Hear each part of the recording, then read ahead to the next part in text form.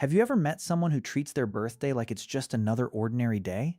No party, no countdown, no excitement. Sometimes they don't even tell anyone it's their birthday. Most people assume they're just boring, antisocial, or trying to act mysterious. But psychology tells a completely different story. Because for some people, avoiding birthdays isn't about hating cake, gifts, or attention. It's about something much deeper: the way they see themselves, the way they experience time, and the emotions their brain has quietly learned to associate with one specific date every year. Here's what's fascinating. Two people can have the exact same birthday. One spends months planning a celebration. The other hopes nobody remembers. Same event. Completely different emotional reaction. Why? It isn't about age. It isn't simply about introversion. And it certainly isn't because they don't appreciate people. The real answer lies in hidden psychological patterns that most of us never notice. Today, we're going to explore the psychology of people who don't celebrate birthdays. By the end of this video,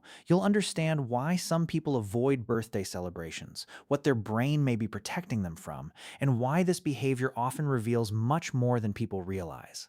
Not celebrating birthdays can take many forms. Some people quietly ignore the day. Others tell friends not to mention it. Some even turn off social media notifications or disappear for 24 hours.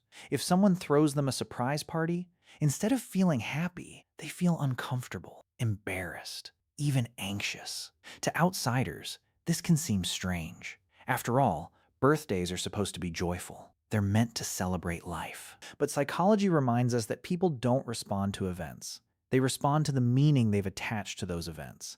And that meaning is different for everyone. There isn't one single explanation. Instead, psychologists point to several emotional patterns that can lead someone to stop celebrating birthdays. One possibility is emotional conditioning. Imagine a child whose birthdays were consistently disappointing.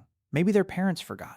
Maybe there was conflict at home. Maybe birthdays always ended with arguments instead of happiness. The brain begins connecting birthdays with emotional pain instead of excitement. Years later, even as an adult, the feeling remains.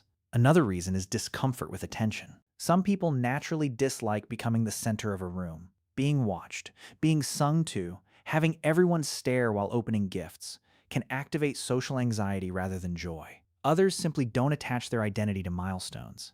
They don't see birthdays as achievements. To them, another year passing isn't something to celebrate. It's just time moving forward. And then there's something deeper. For some people, birthdays trigger reflection. Instead of thinking, "I'm getting older," their mind asks, "What have I actually done with my life?" That single question can turn celebration into self-evaluation.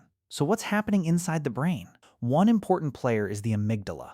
Think of it as your brain's emotional alarm system. When a situation reminds you of previous emotional experiences, the amygdala quickly decides whether it feels safe or threatening. If birthdays have become linked with embarrassment, loneliness, loss, or pressure, the brain can react before you're even consciously aware of it. At the same time, the prefrontal cortex, the part responsible for reasoning, tries to explain the feeling. Instead of realizing, "I'm reacting because of old emotional associations," the mind creates logical explanations. "I don't like parties.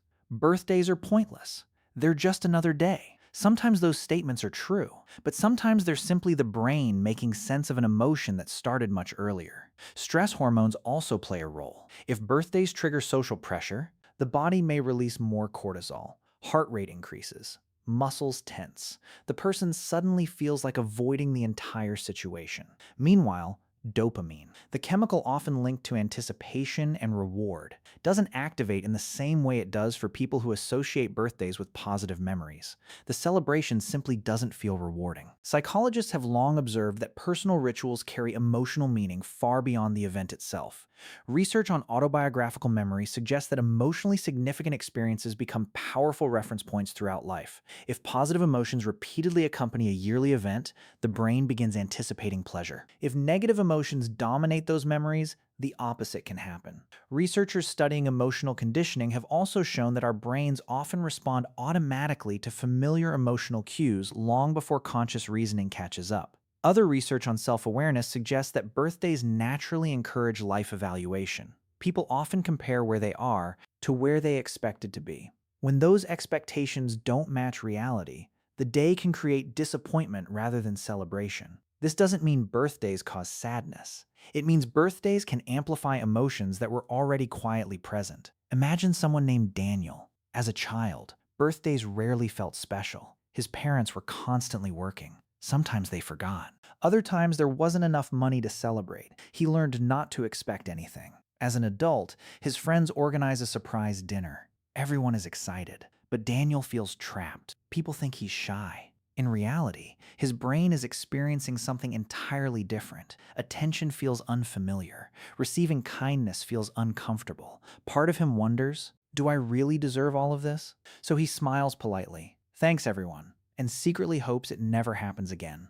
Not because he dislikes his friends, but because celebration activates emotions he never learned how to process. Most people assume that if someone doesn't celebrate birthdays, they must dislike people, or they're trying to be different, or they're simply negative. But that's usually an oversimplification. Some people genuinely don't enjoy celebrations. Others value privacy. Some prefer meaningful conversations over large gatherings.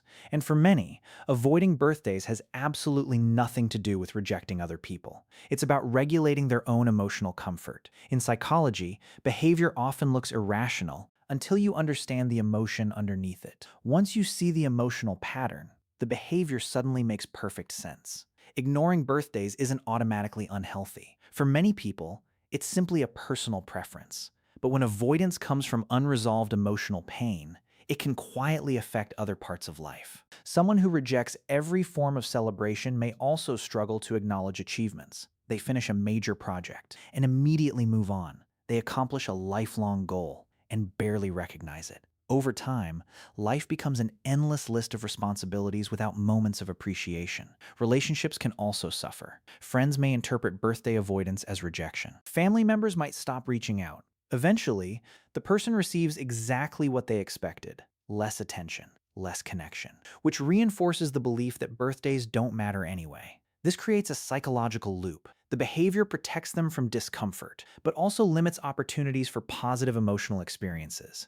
If birthdays genuinely don't matter to you, there's nothing wrong with that. Not everyone needs balloons or parties. But if avoiding birthdays comes from anxiety, disappointment, or emotional pain, there are healthier ways to approach it. First, ask yourself one simple question. What emotion appears when I think about my birthday? Don't answer with logic. Answer with emotion. Second, separate the past from the present. A difficult childhood birthday doesn't automatically define every future birthday. Third, create your own ritual. Instead of throwing a party, take yourself somewhere peaceful. Read your favorite book. Go hiking. Travel. Volunteer. Celebrate in a way that reflects your personality. Fourth, allow yourself to receive kindness. Many people are uncomfortable accepting gifts or appreciation. Practice saying thank you without immediately minimizing it.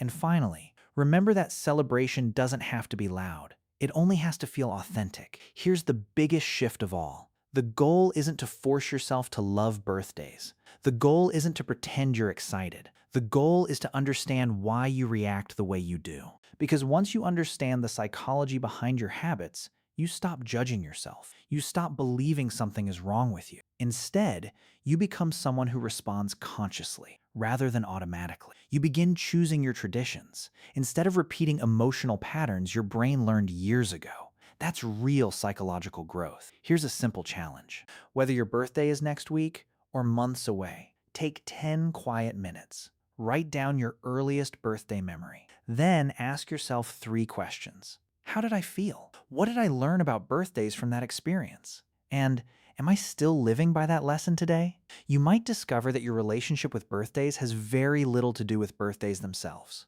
and everything to do with experiences you've carried for years without realizing it. Sometimes one honest reflection can change the meaning of an entire day. Your habits aren't random. Your emotions aren't random. Even the traditions you keep, or the ones you avoid, often have hidden psychological roots. For some people, birthdays represent joy. For others, they represent pressure, reflection, or memories that still shape the present. Understanding that doesn't mean everyone should celebrate. It simply means every behavior has a story behind it. And when you understand the story, you understand yourself a little better. So what about you? Do you love celebrating your birthday?